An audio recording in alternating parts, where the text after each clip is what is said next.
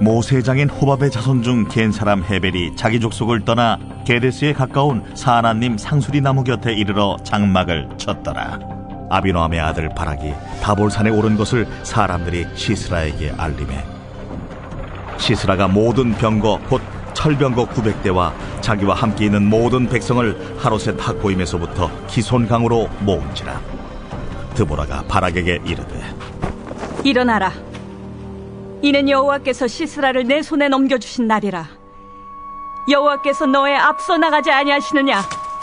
이에 바락이 10,000명을 거느리고 타볼산에서 내려가니 여호와께서 바락 앞에서 시스라와 그의 모든 병거와 그의 온 군대를 칼날로 혼란에 빠지게 하시며 시스라가 병거에서 내려 걸어서 도망한지라. 바락이 그의 병거들과 군대를 추격하여 하롯셋 학고임에 이르니 시스라의 온 군대가 다 칼에 엎드러졌고 한 사람도 남은 자가 없었더라. 시스라가 걸어서 도망하여 겐 사람 헤벨의 아내 야엘의 장막에 이르렀으니 이는 하솔 왕 야빈과 겐 사람 헤벨의 집 사이에는 화평이 있음이라. 야엘이 나가 시스라를 영접하며 그에게 말하되 나의 주여 들어오소서. 내게로 들어오시고 두려워하지 마소서. 그가 그 장막에 들어가니 야엘이 이불로 그를 덮으니라. 시스라가 그에게 말하되 청하노니 내게 물을 조금 마시게 하라. 내가 목이 마르다 하매 우유 부대를 열어 그에게 마시게 하고 그를 덮으니 그가 또 이르되 장막물에 섰다가 만일 사람이 와서 내게 묻기를 여기 어떤 사람이 있느냐 하거든 너는 없다 하라 하고 그가 깊이 잠드니 헤벨의 아내 야엘이 장막 말뚝을 가지고 손에 방망이를 들고 그에게로 가만히 가서 말뚝을 그의 관자놀이에 박으매 말뚝이 꿰뚫고 땅에 박히니 그가 기절하여 죽으니라.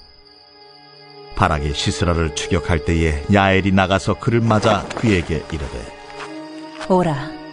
내가 찾는 그 사람을 내가 내게 보이리라. 바락이 그에게 들어가 보니 시스라가 엎드러져 죽었고 말뚝이 그의 관자놀이에 박혔더라. 이와 같이 이날에 하나님이 가나안 왕 야빈을 이스라엘 자손 앞에 굴복하게 하신지라.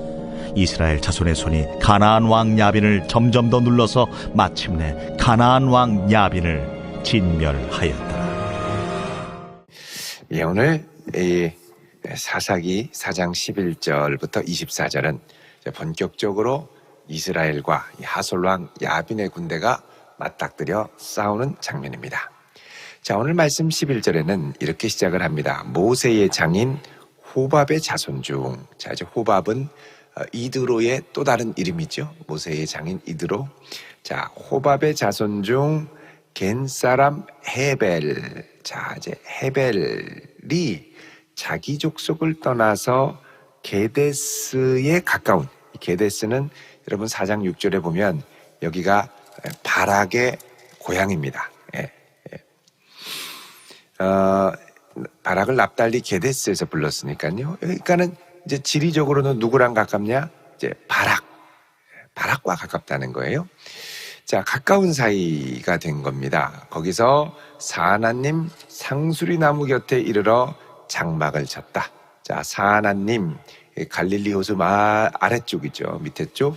여기 뭐 풀도 많고 뭐 아주 살기가 아주 환경이 좋습니다. 초추장도 많고. 자, 여기 이제 살게 됐는데, 자, 아비노함의 아들 바락이 다볼산에 오른 것을 사람들이 시스라에게 알렸다. 자, 여러분, 이 아비노함의 아들 바락이 다볼산에 올렸다는 것은 혼자 올라간 게 아니라 바락이 이제 군대 장관이니까 다 데리고 같이 올라간 겁니다.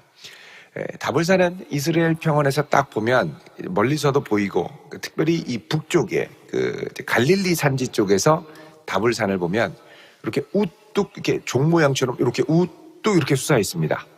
그래서 이렇게 멀리서 이렇게 보면 여기서 이제 누가 올라가고 기어가고 하는 게 이렇게 보이는 거죠.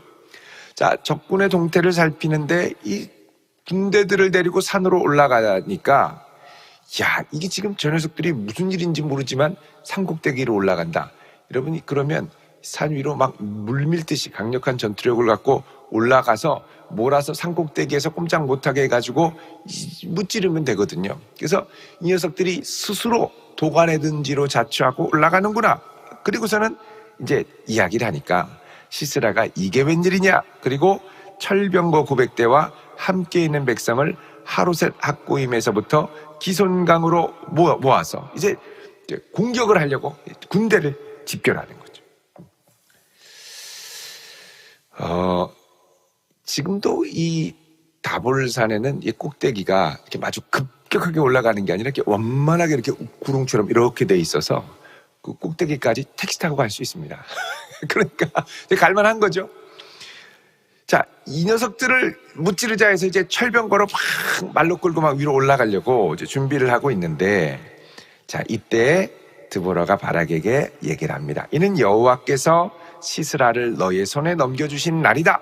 여호와께서 너에게 앞서 나가지 아니하시느냐 그럽니다. 자, 이제 너희들이 전쟁을 싸워야 되는데 이 전쟁은 내가 힘을 써서 머리를 써서 나와 싸우는 전쟁이 아니고 이제 여호와께서 너의 앞에 싸우시는 전쟁이다. 모세가 예전에 시내산에서 이스라엘 백성들이 금송아지 우상으로 하나님이 그냥 가라. 그냥 내가 내 천사를 보내고 나는 함께 가지 않겠다. 그러니까 모세가 기도하는 게 있죠.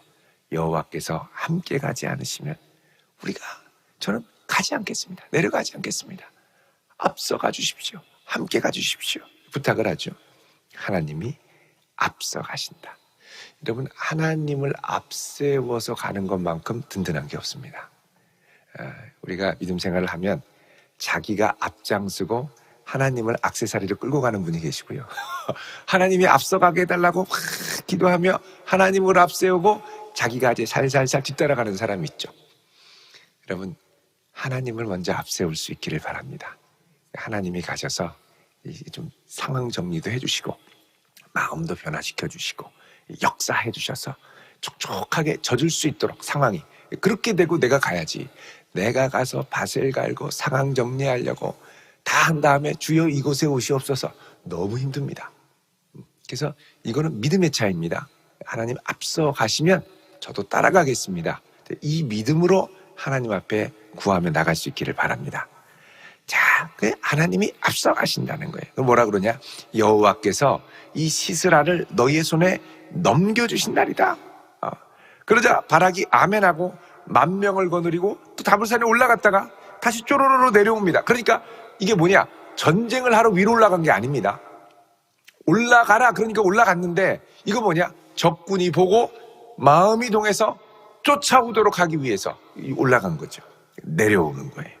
자, 내려와서 싸우러 가는데, 자, 하나님이 앞서 가셔서 뭐 하시느냐? 15절에 바락 앞에서 시스라와 그 모든 병거와 그의 온 군대를, 자, 시스라 모든 병거 온 군대를 칼날로 혼란에 빠지게 하셨다.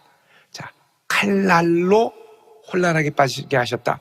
자, 군대들이 서로를 죽이기 위해 칼을 뽑고 창을 뽑고 싸우는데 이게 내 의도대로 이게 가야 되는데 혼란에 빠지기 시작하는 겁니다. 이것처럼 이 어려운 게 없죠. 자, 여러분, 사람이 이렇게 그 압사당할 때 보면 왜 압사당하냐면 급해가지고 막 가다가 나도 모르게 밟고 하다가 넘어지고 그 위에 또 밟고 넘어지고 또 밟고 하다가 점점 산을 이루며 압사당하는 거거든요. 그러니까 처음에 내 의도와 다르게 칼과 창을 휘두르는데 이게 꼬이기 시작하는 겁니다. 그러니까 이게 한번 꼬이면 어떻게 되냐면 내가 막 정신없이 휘두르는데 실수로 내 동료를 찌르면 이게 전쟁에는 사람들이 얽혀 있으니까요. 찌르면 으악 하고 죽어요. 근데 죽은 사람이 옆에서 보니까 내 동료인데 내 동료를 죽인 이놈은 적군이라는 생각을 하겠죠. 그리고 그를 가서 때려서 죽였는데 얘가 으악 하고 죽는데 보니까 같은 편인 거죠. 그럼 어머나 어떻게 하는데 뒤에서 누가 또 푹 찌르죠. 보니까 또 같은 편인 거죠. 이게 뭐냐? 칼날이 혼란스러워지는 겁니다. 이거는 하나님이 적군의 칼날을 사용하셔서 역사하시는 거죠. 여러분, 이런 역사가 나중에 기드온에서도 나타납니다. 이 사사기 6장에 보시면, 사사기 7장에 보시면 이 미디안 군사와 싸우게 되는데 이때도 9절에 보면 7장 9절에 여호와께서 그것을 그 대적을 내 손에 넘겨 주었느니라 그러죠. 자, 그러면서 하나님께서 20절에 보면 뭐라 그러냐? 싸우면서 여호와와 기드온의 칼이다 그러면서 전쟁을 선포합니다. 7장 20절에 여호와와 기드온의 칼이다. 여러분, 지금 기드온의 300용사는 칼을 무기로 들고 가지 않았습니다. 이들이 갖고 간 것은 나팔, 횃불, 항아리뿐이었죠. 그럼 이 칼은 누구 칼이냐? 적군의 칼입니다. 그 칼을 혼란의 칼날로 빠지게 하신 거죠. 그래서 여러분, 아무리 대적이 강성하고 놀랍다 하더라도 그 칼날을 혼란하게 빠지게 하시는 분은 하나님입니다. 그 칼을 내가 쓰는 것 같지만 이 칼이 내 칼인 것 같은데 내 칼이 아니라니까요. 하나님이 잠깐 쓰도록 맡겨주신 거예요. 이제 오만한 사람은 이게 내 뜻대로 된다고 생각하고 휘두르는데 휘두르다 보니까 다 자기 표만 죽인 거예요. 이게 사람의 인생의 어리석음입니다. 그래서 여러분, 우리가 환우들을 위해서 기도할 때도 뭐라고 기도합니까? 하나님, 의사의 손에만 맡기지 마시고 하나님이 그 의사의 수술칼과 가위를 친히 사용하셔서 하나님 역사해 주십시오. 이렇게 기도하죠. 그러니까 이게 하나님의 섭리라고 합니다. 하나님은 이 세상을 운행하실 때 이 세상에 만드신 피조물과 때로는 막대기와 심지어는 상한 갈대 하나라도 하나님의 손에 들림바 되어서 하나님의 뜻을 이루기 위해 사용하실 수 있다는 것입니다. 중요한 건 하나님의 손에 들림받고 쓰임받느냐가 중요한 것이죠. 여러분, 우리의 입술도 사람을 혼란케 하는 입술이 아니라 하나님의 뜻을 이루는 입술로 쓰임받기를 기도할 수 있기를 바랍니다. 이 사람만 가면 막 거기서 막 난리가 나고 헛소문이 나고 막 시끄럽고 탄식이 일어나고 그러면 안 되죠. 이 사람이 가는 곳마다 막 사람이 살아나고 흉기가 나고 힘이 솟고 이래야죠. 이게 여호와가 사용하시는 입술이죠. 그래서 우리가 걸음걸음 갈 때 하나님이 우리를 쓰시도록 우리를 기쁘게 내어드려야 되고요. 우리의 손도 하나님의 쓰시는 손이 돼야 되고 우리의 발도 하나님이 쓰시는 발이 돼야 되고. 그러니까 여러분, 모든 것이 하나님의 손에 쓰임받을 수 있기를 축원드립니다. 자, 그 어마어마한 군대들의 칼날이 서로를 혼란에 빠지게 한 거예요. 물론 이 칼날에는 이 시스라의 군대도 있을 겁니다. 바락의 군대도 있을 것이고. 그러니까 다 이게 누구의 칼이든 중요한 게 아니라 이 내 칼이든 네 칼이든 아군이든 적군이든 하나님의 손에 쓰임받는 칼이 되는 거죠. 자, 이렇게 되니까 시스라가 그토록 자랑했던 철병거 900대, 뭐 꼼짝도 못했는데 이게 혼란 가운데 있으니까 시스라가 병거에서 내립니다. 이게 혼란 가운데 있으니까 병거를 타고 가다가는 더 위험한 거예요. 내가 의지했던 모든 것이 아무 쓸데 없다라는 걸 깨닫게 되고 이제 어떻게 하냐? 걸어서 터벅터벅 내려가는 겁니다. 그러니까 바락이 병거들과 군대들을 추격해서 막 쫓아가죠. 이게 이제 혼란에 빠지고 도망가니까 시스라의 온 군대가 다 칼에 엎드러졌고 한 사람도 남은 자가 없더라. 누구만 남았냐? 시스라 한 사람만 남았습니다. 전멸됐습니다. 아니, 그렇게 의지했던 철병거 갖고 도망가야죠. 근데 전쟁이 혼란에 빠지니까요, 사방에 가로막고 사방에 시체로 덮이고, 그러니까 뭐 철병거를 가도 덜컹덜컹하고 사방에 걸리니까 뭐 철병거가 아무 소용없는 거예요. 그러니까 내가 잔뜩 준비했는데 아무 쓸데없는 경우가 있죠. 뭐 여행 간다고 뭐 어떤 분 보면 짐을 바리바리 싸가지고 막 짐이 산처럼 짐 챙기고 짐 풀고 짐 챙기고 짐 풀다가 여행 다 끝납니다. 와, 멋지다. 그럼 아이고 놓고 왔네. 또 가지고 가져오고요. 아이고 저쪽 적수소에서 놓고 왔네. 또 가서 가져오고요.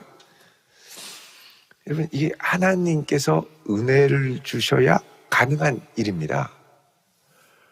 자기가 의지하고 막 뭐 우리는 철병거 900대 있으니까 끄떡없어 막 이러다가 순식간에 아무것도 아니라는 걸 결국 안 거죠. 그러니까 여러분, 우리가 의지하는 대단해 보이는 것들이 있지 않습니까? 뭐 사람이 될 수도 있고 내가 갖고 있는 재산이 될 수도 있고 또 내가 동원할 수 있는 인맥이 될 수도 있고, 또 내가 자리 잡은 경험, 노하우가 있을 수도 있고, 요것도 하나님이 쓰셔야 아름답게 쓰임 받을 수 있는 겁니다. 이거 내가 대단한 걸로 생각했다가 한번 하나님이 툭 흔드시면 아무것도 아니라는 것을 깨닫는 때가 순식간에 찾아오게 되죠. 우리가 하나님, 나는 아무것도 아닙니다. 나를 긍휼히 여겨주셔서 하나님의 영광을 드러낼 수 있도록 사용해 주십시오. 여러분, 이렇게 기도할 수 있기를 바랍니다. 이 앞에는 어떤 노하우와 경험과 노련함과 지혜와 지식과 아무것도 쓸데없을 때가 너무나 많아지는 거예요. 자, 그래서 시스라가 터벅터벅 걸어서 어디로 가느냐? 겐사람, 자, 앞에 나왔죠? 11절에 이 호밥 이드로의 자손 중에 한 사람 헤벨의 아내 야엘의 장막에 이르렀다. 자, 여기는 친한 친구, 가까운 사이였으니까요. 자, 그래서 갔는데 하솔왕 야빈과 겐사람 헤벨 집 사이에는 화평이 있었다. 서로 싸우지 않았다는 거죠. 근데 문제는 뭐냐? 이 겐사람 헤벨과 이스라엘 백성들 간에 이 바락 집안 가운데 아주 가까운 거리에 있었고, 또 이들이 여호와의 족속 안에 편입되어 있었기 때문에 그 내막은 또 몰랐던 겁니다. 자, 이는 하솔왕 야빈과 그 사이에 화평이 있는데, 자, 들어가니까 이 야엘이 나가서 시스라를 영접합니다. 여러분 생각해 보십시오. 헤벨의 아내 야엘의 장막에 이르렀습니다. 이거 여인의 장막인데 남의 남자가 아니죠. 외간 남자가, 그러나 전쟁을 하던 사람이, 아니 이웃집에 여인이 사는 장막, 거기에 다 유목 생활을 많이 했었으니까 그 여인의 장막에 들어가는 건 상당히 무례하고 위험한 일이거든요. 근데 왜 그럼 갔느냐? 설마 여기는 안 찾겠지. 그리고 이제 목숨을 부지하기 위해 거기로 들어간 겁니다. 자, 들어가는데 18절에 야엘이 나가서 시스라를 영접하면서 말합니다. 나의 주여 들어오소서, 내게로 들어오시고 두려워하지 마소서, 그러죠. 자, 여기 보면 18절에 야엘이 나가 시스라를 영접했다. 여기 이제 영어 성경에 보면 come out to see 이렇게 돼 있습니다. come out to see, 그러면 그를 맞이하기 위해 나갔다, 이렇게 얘기합니다. 그러니까 이 시스라가 오는 걸 기다렸다는 듯이 이제 의도를 갖고 그를 영접하기 위해서 나간 거죠. 사실 죽이려고 오라는 거. 지금 사방이 적이라는 걸 모르는 거예요, 시스라가. 그 들어가니까 야엘이 이불로 딱 덮습니다. 숨겨주는 거죠. 알았어. 도망가느라고 얼마나 목이 말랐겠습니까? 청하노니 물을 좀 마시게 해라. 내가 목마르구나. 그러자 우유 부대를 열어서 우유를 줬습니다. 이렇게 우유를 마신 거죠. 우유가 이렇게 완전히 뭐 오늘날처럼 살균한 것도 아니고 정지한 것도 아니고 그냥 바로 짠 건데, 이 우유에는 또 이렇게 수면을 유도하는 효과가 있다고 그러죠. 꿀, 우유 이런 거 먹으면 밤에 잠 안 올 때는 잠이 스르르 오는. 그래서 저는 밤에 잠이 가끔씩 안 올 때는 꿀을 디립다 먹고 잡니다. 꿀잠 잡니다. 잘 와요. 자, 이 마시게 하고 덮으니까, 야, 혹시 누가 사람이 와가지고 사람 있냐? 그러면 없다고 얘기해라. 이렇게 하고서는 안심하고 21절에 깊이 잠들었습니다. 자, 그런데 이때 이 헤벨의 아내 야엘이 조용히 움직여서 손에 어마어마하게 큰 말뚝을, 장막에 박는 큰 말뚝을 쓱 들고 오른손에는 말뚝을 박는 해머, 망치를 떡 가지고 자박자박 들어오는 거죠. 자박자박. 시스라는 잡는 거예요. 자박자박. 그리고 이불을 싹 열고, 그리고 자니까 옆에 관자놀이 말뚝을 딱 대고 이렇게 조준을 하다가 어느 순간 공포 영화 같죠? 자다가 퍽 하고 말뚝이 들어가서 이렇게 나온 거죠. 소리도 못하고 죽어버렸습니다. 제가 말한 게 과장이 아닌 게 21절에 보면 가서 말뚝을 고의 관자놀이에 박음해 말뚝이 꿰뚫고 어디에 박혀요?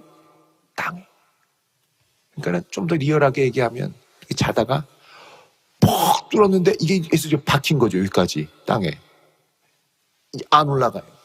도망가려고 해도 안 올라가서 죽은 거예요. 그냥. 자, 이때 이제 바락이 도망간 걸 알고 막 추격해서 오는데 말 타고 어딨냐 막 이러는데 나간 거예요. 야엘이.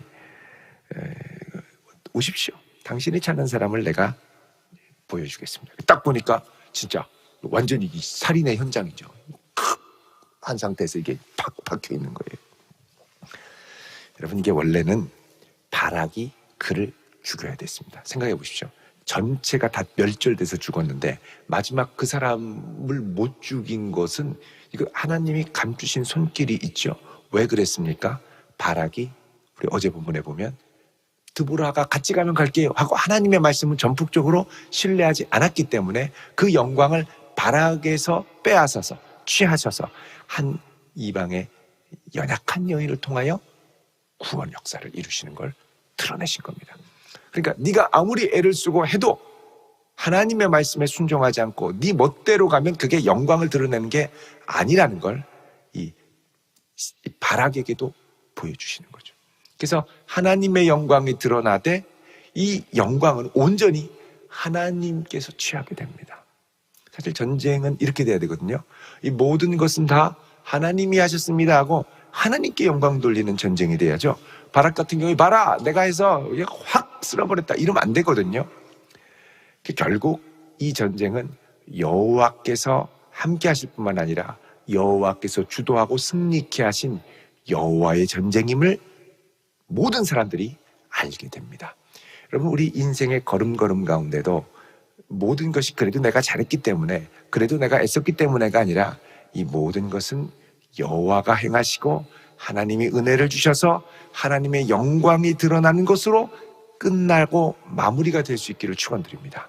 모든 일에서 그렇게 될 때 오늘 하루도 온전히 하나님의 손에 의지하며 나아가는 거룩하고 복된 백성으로 나아가게 될 줄로 믿습니다. 기도하겠습니다. 거룩하신 아버지 하나님, 우리를 긍휼히 여기사 하나님의 영광을 드러내는 자녀가 되게 하시고 걸음걸음이 하나님의 손에 붙들린 바 되어 나아갈 수 있도록 도와 주옵소서. 지혜가 없고 아둔하고 교만한 우리의 인생에 오셔서 모든 것을 주관하시는 분이 하나님임을 깨닫게 하시고 부족한 우리의 손, 우리의 재능, 우리가 갖고 있는 모든 것이 온전히 하나님께 들림 바 되어 드려져서 쓰이게 하여 주시고 하나님의 영광만이 드러나게 하옵소서. 예수님 이름으로 기도드립니다. 아멘.